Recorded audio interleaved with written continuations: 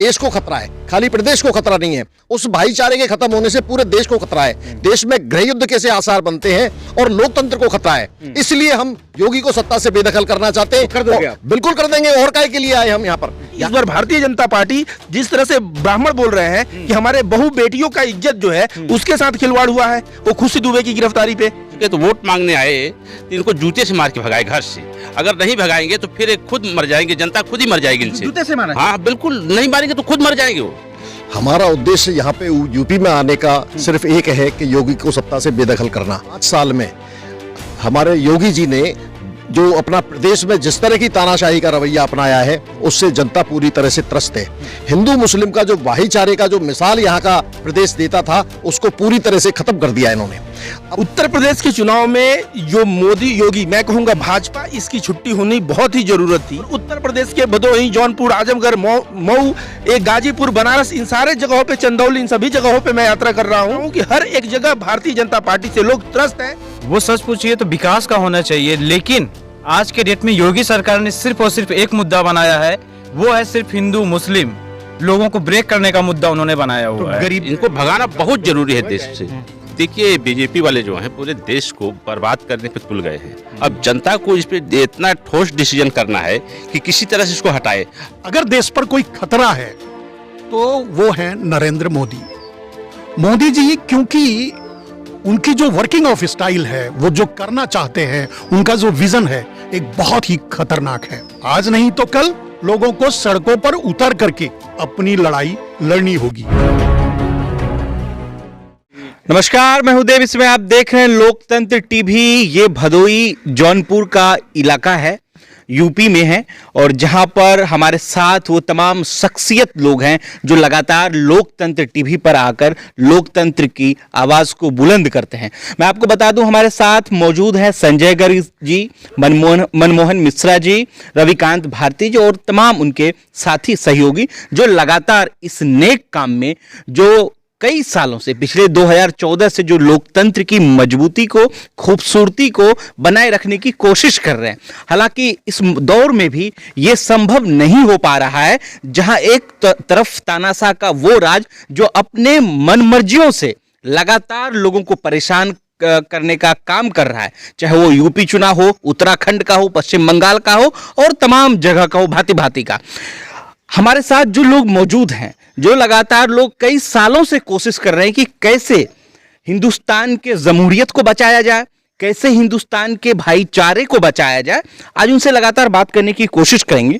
सबसे पहले हम संजय गर्ग जी से जानने की कोशिश करेंगे, 1 बाय 1 लगातार जानने की कोशिश करेंगे, क्योंकि ये बहुत ऐसा आप विरले ही देखते होंगे कि ये तीनों शख्सियत जो है एक साथ मौजूद हैं। बहुत कम, यानी कि आप कह सकते हैं कि ये पहली दफा है, ये पहली बार ऐसा हो रहा है जबकि ये तीनों शख्सियत जो लोकतंत्र पे आप टीवी पे आप लगातार देखते होंगे वो यहाँ पर मौजूद है। और यूपी चुनाव को लेकर वो बड़े मुद्दे जिसको लगातार छुपाए जा रहे हैं, वो लोग भी इस दलदल में फंसे हुए हैं जिसको मोहरा बनाया जा रहा है, उस पर भी बात होगी। पहले संजय गर्ग जी, यूपी में आप मौजूद हैं, चुनाव जो है एकदम बिल्कुल तांडव कर रहा है, बिल्कुल लास्ट मोड़ पर है।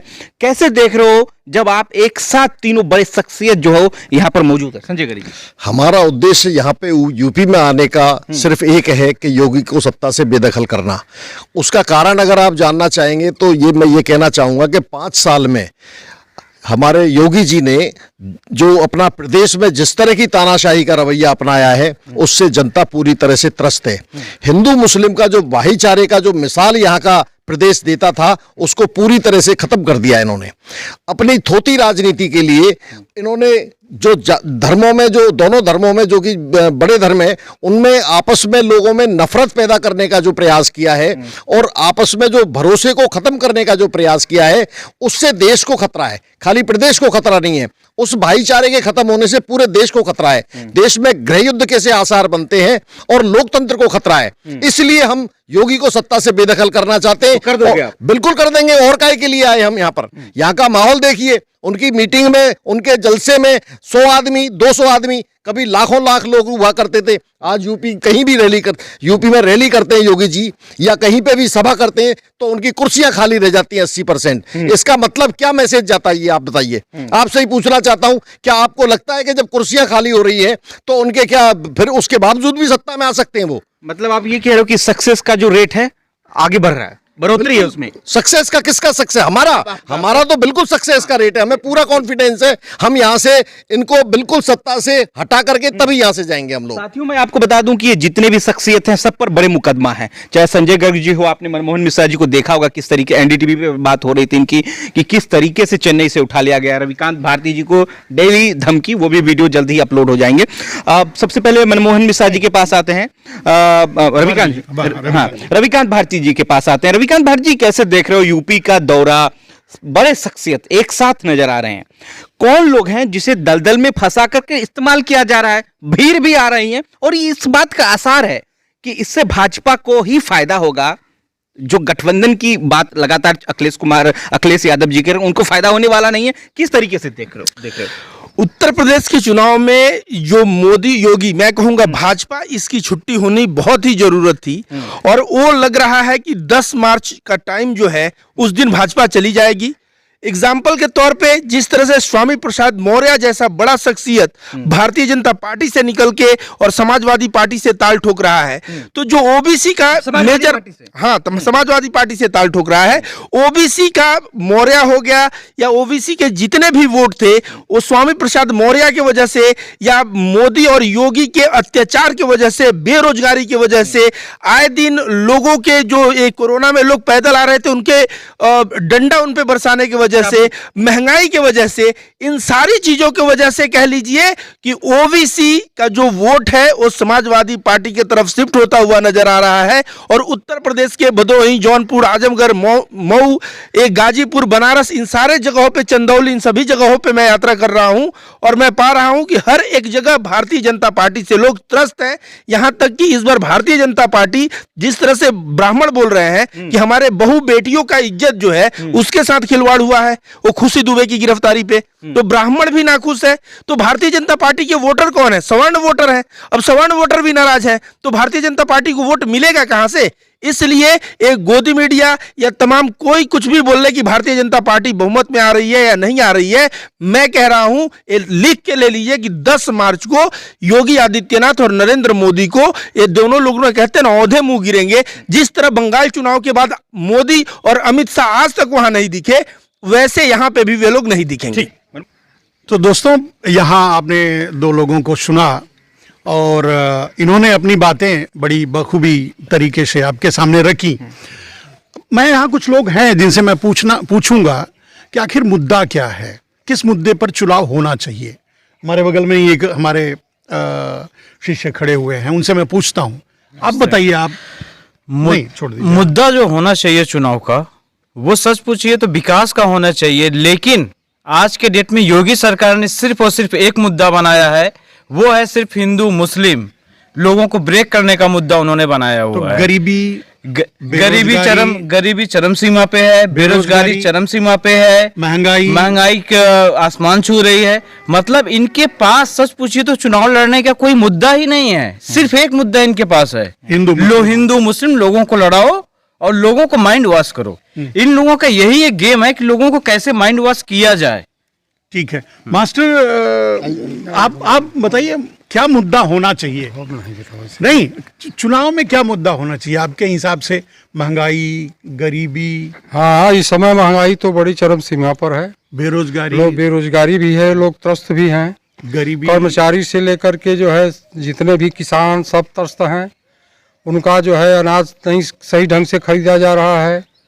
तो वोट देने के लिए किस नाम पे वोट मांगना चाहिए? महंगाई, बेरोजगारी, भूखमरी, गरीबी, या फिर हिंदू मुसलमान?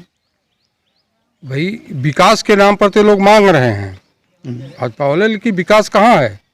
विकास कहीं दिखाई नहीं पड़ रहा है। तो जवाब देना चाहिए उन्हें कि गरीबी और बेरोजगारी, महंगाई क्यों है।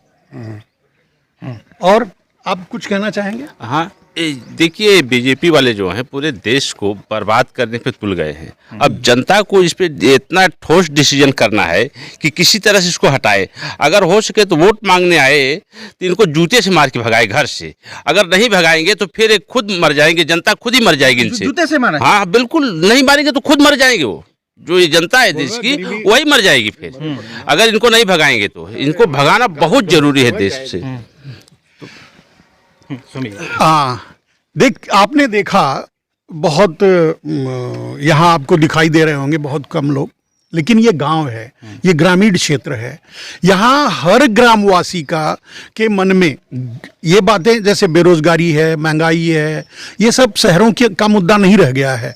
आज आम आदमी, गरीब, बेरोजगार, गरीबी, बेरोजगारी, महंगाई पर त्रस्त है। कोई हिंदू मुसलमान के मुद्दे को सुनना नहीं चाहता। कोई नहीं चाहता कि हिंदू मुसलमान के मुद्दे पर सरकार भी वोट मांगे और इस तरह से डिवाइड करे या इस तरह की बात करे। लेकिन अब असली बात जो मैं आपको कहना चाहता हूं, जो देश पर खतरा है, खतरा क्या है? अगर देश पर कोई खतरा है तो वो है नरेंद्र मोदी।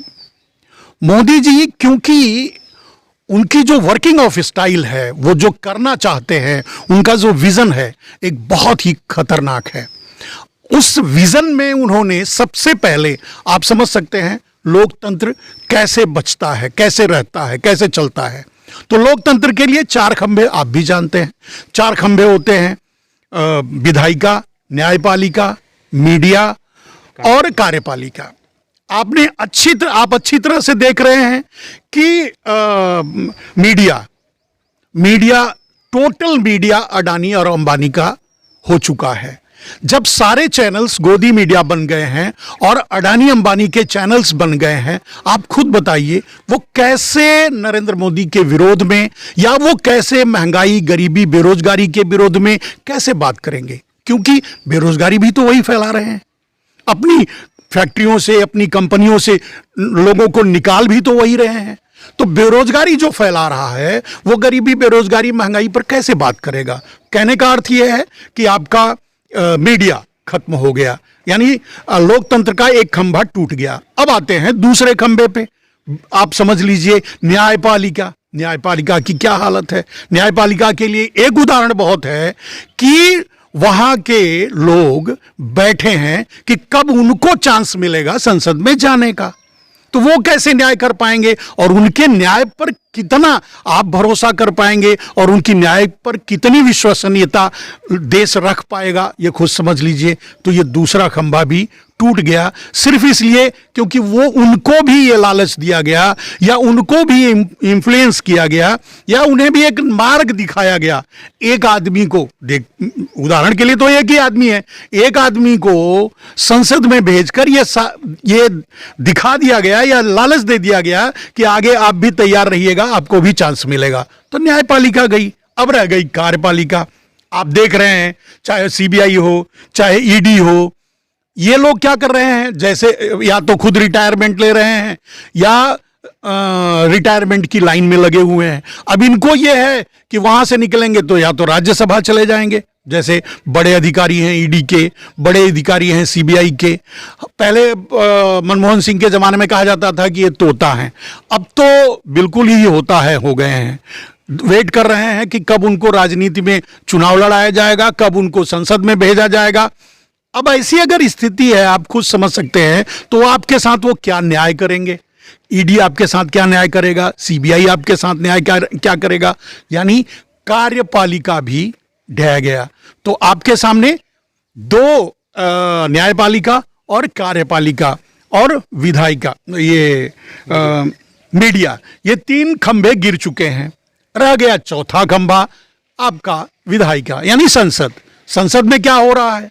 संसद में नरेंद्र मोदी जी का बहुमत है, जो चाहे कानून पास करवा लें। आपने देखा एक काला कानून जबरदस्ती लाया गया और बाद में 700 किसानों की बलि लेने के बाद आराम से यह कह दिया गया कि भाई हम किसानों को यह बात समझा नहीं पाए और इसके लिए हम ये कानून वापस लेते हैं। वापस कब लेते हैं?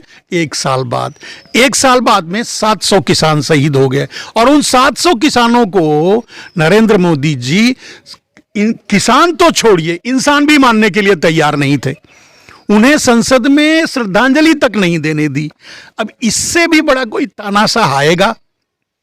तो अगर एक तानाशाह आपके चारों लोकतंत्र के खंभों को, स्तंभ को गिरा दिया है, तो आप ये सोचते हैं कि देश में लोकतंत्र है, आप लोकतांत्रिक तरीके से चुनाव लड़ रहे हैं, आप लोकतांत्रिक तरीके से चुनाव जीत जाएंगे, कल सरकार बदल जाएगी, ये आशाएं छोड़ दीजिए।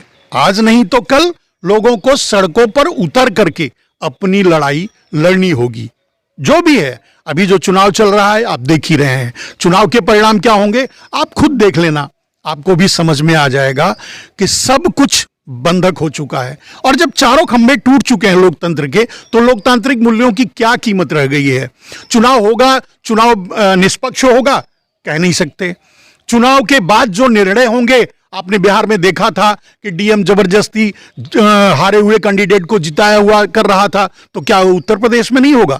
तो कहने का मतलब लोकतंत्र पूरी तरह से खत्म हो चुका है। कैसे बचाया जाए? अब आपकी जिम्मेदारी बनती है, अगर आप देश के वोटर हैं, भारत के वोटर हैं, अगर आप उत्तर प्रदेश के हैं, अगर आप गोवा के हैं, गोवा में तो चुनाव हो चुका है मेरे ख्याल से, पंजाब में भी चुनाव हो चुका है, वोट पड़ चुका है, अभी उत्तर प्रदेश और उत्तराखंड में चुनाव बाकी है। तो उत्तर प्रदेश के लोगों से, उत्तराखंड के लोगों से मेरा अनुरोध है कि आप वोट देते समय ये मत सोचिए कि आप किस पार्टी को वोट दे रहे हैं, आप ये मत सोचिए कि हमारे वोट से सरकार किसकी बनेगी, बस आप ये सोचिए कि आप लोकतंत्र को कैसे बचाएंगे और इस लोकतंत्र को खतरा किससे है। वैसे तो नरेंद्र मोदी कहते हैं कि परिवारवाद से खतरा है, जबकि सच ये है कि अगर लोकतंत्र को किसी से खतरा है तो वो है पूंजीवाद से। तो इस पूंजीवादी तंत्र से देश को बचाने के लिए आप वोट कीजिए।